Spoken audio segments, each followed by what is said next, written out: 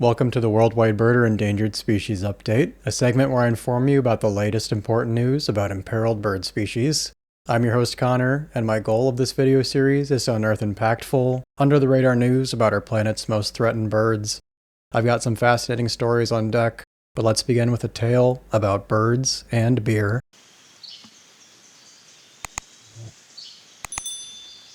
The Zwalaka Brewery in the mountains of northern South Africa released a drink that's sure to impress both birders and craft beer enthusiasts alike.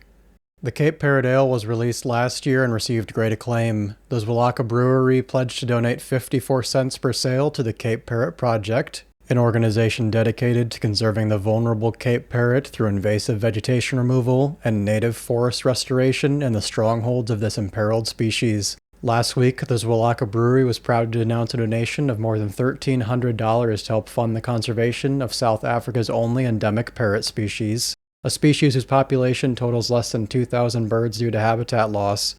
Beer helping birds. Let's drink to that. Quick, think of a bird from New Zealand. Chances are that many of you thought of a kiwi, a cultural icon in New Zealand.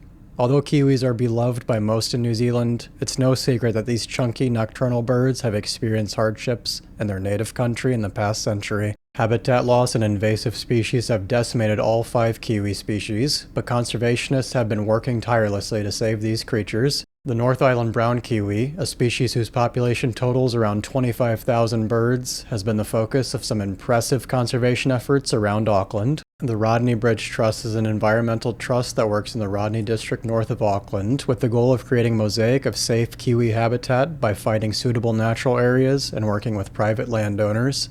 The biggest service provided by this incredible organization is supplying and monitoring traps intended to capture invasive predators like stoats, weasels, and feral cats, all of which are major predators to kiwis and their chicks.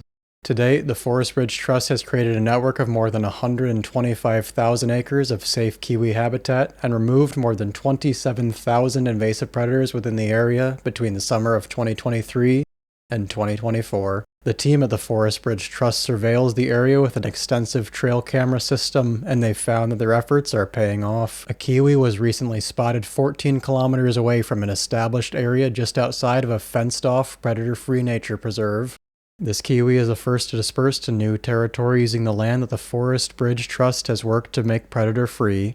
This is a massive milestone for North Island brown kiwis in the Rodney district, and conservationists hope that these birds can expand their range here and grow their populations thanks to concerted efforts from organizations like the Forest Bridge Trust. The Hawaiian Crow, otherwise known as the alala, almost joined the ranks of dozens of other Hawaiian birds on the extinct species list, but a small population was taken into captivity in the late 20th century to start a breeding program. These captive birds are now the only relics of the alala, as the few remaining wild birds died out in 2002.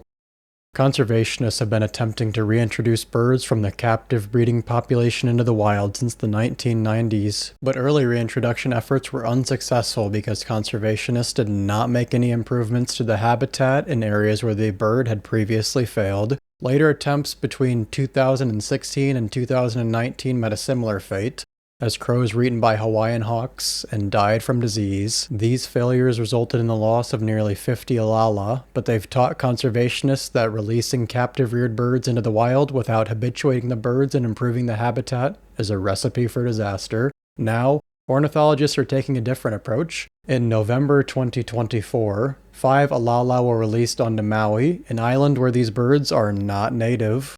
Now, I know what you're thinking. Introducing birds into places where they aren't native has worked so well in Hawaii's past.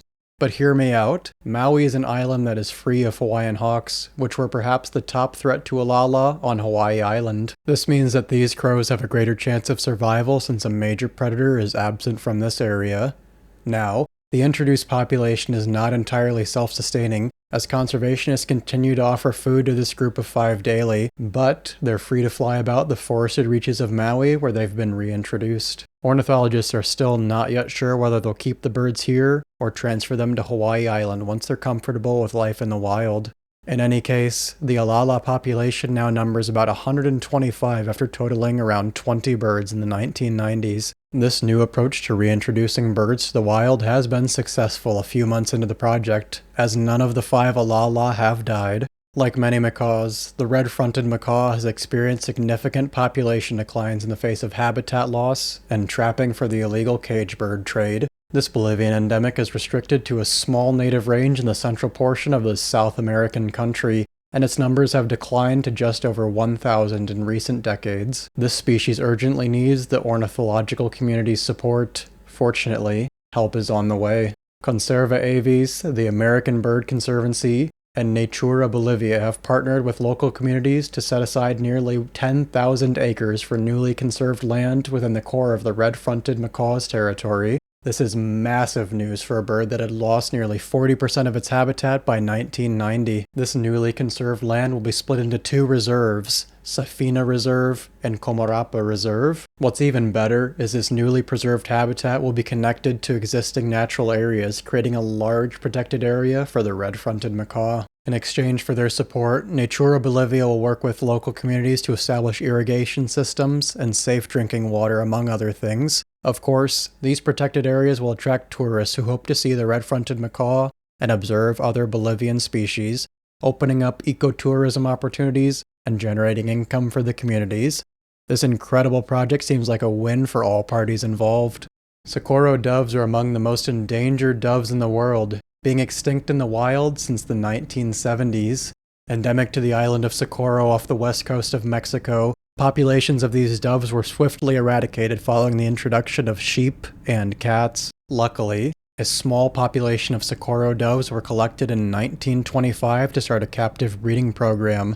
Today, the closest relatives of mourning doves survive thanks to the descendants of these captively bred birds, which are housed at a variety of zoos across Europe, the United States, and Mexico. The London Zoo has one of the largest collections of Socorro doves, and they recently welcomed 3 new birds from Portugal into their captive population. These new Socorro doves have already been paired with their mates, and the London Zoo is excited by the prospect of further bolstering the global population by rearing Socorro dove babies. The population of Socorro doves has grown thanks to a worldwide collaboration to save this species. There are presently about 190 birds of this highly threatened species, and conservationists hope to reintroduce this species to the island of Socorro by 2030. Sheep, which destroyed native vegetation and caused erosion, have been eradicated from the tiny Pacific island, but the fight against feral cats continues in the meantime. Habitat restoration work is underway, and there is real optimism that Socorro doves may soon return to their home. That's all for this episode. If this is well received, I'll try to publish at least one of these videos per month, so be sure to give a thumbs up or leave a comment below if you enjoyed this content. Also, please consider joining my flock and subscribing if you've not already done so. This is Connor from WorldwideBirder, signing off.